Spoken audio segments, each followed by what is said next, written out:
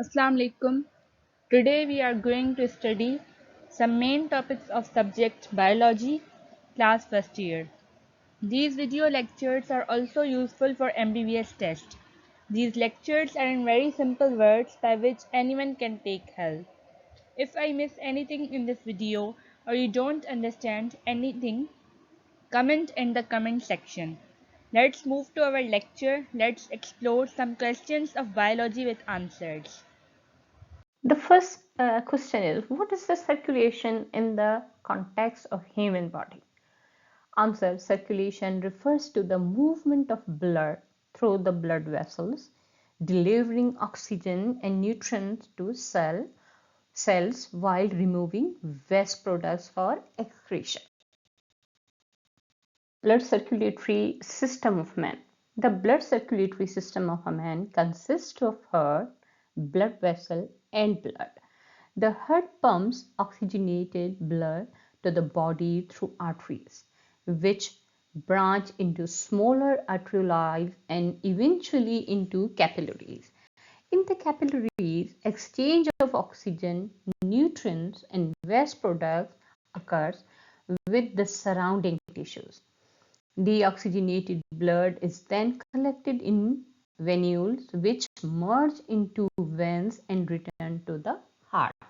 Important topic. What is the main function of heart in the circulatory system? The heart is responsible for pumping blood throughout the body. It ensures that oxygen-rich blood is distributed to the organs and tissues, and that oxygen poor blood is returned to the lungs for reoxygenation. How are blood vessels classified in the circulatory system? Blood vessels are classified into three types: arteries, veins, and capillaries. Arteries carry oxygenated blood away from the heart, veins return deoxygenated blood to the heart, and capillaries facilitate the oxygen of substance between the blood and tissues. Blood pressure and how it is measured.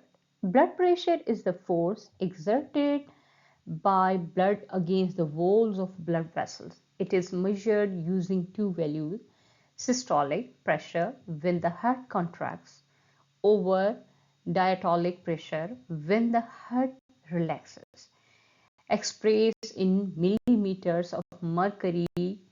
For example, 120 per 80 millimeter can influence blood pressure. Blood pressure can be affected by various factors, including age, weight, physical activity, diet, stress, and certain medical conditions like hypertension. Hypertension and its potential health risks. Hypertension or high blood pressure occurs when the force of blood against the arterial walls is consistently too high. If left uncontrolled, hypertension can lead to serious health problems such as heart disease, stroke, and kidney damage. Atherosclerosis, and how does it relate to cardiovascular system?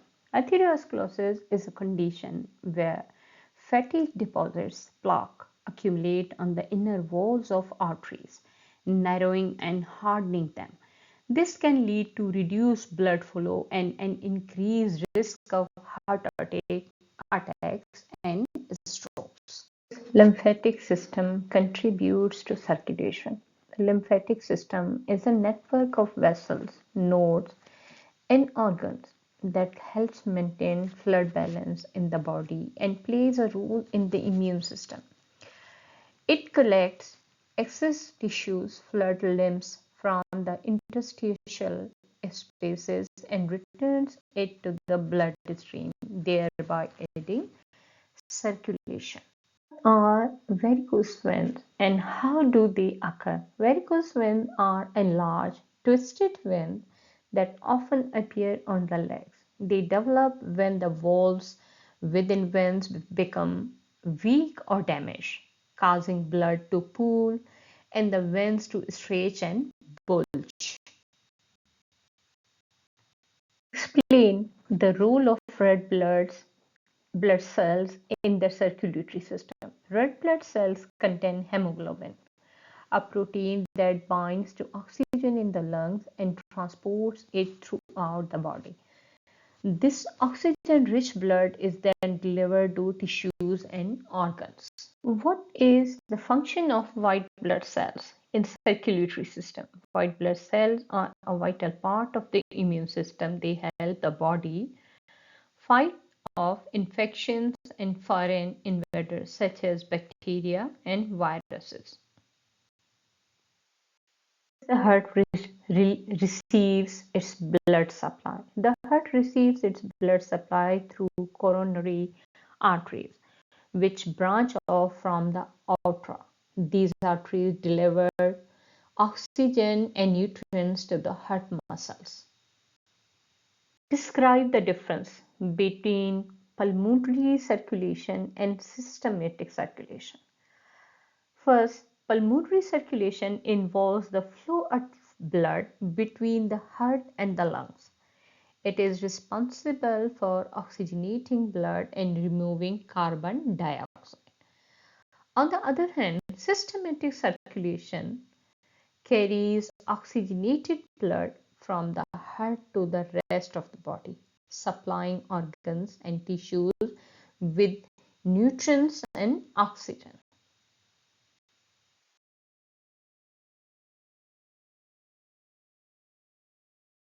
Subscribe, comment, and share because these are very helpful videos for your kids and for everyone.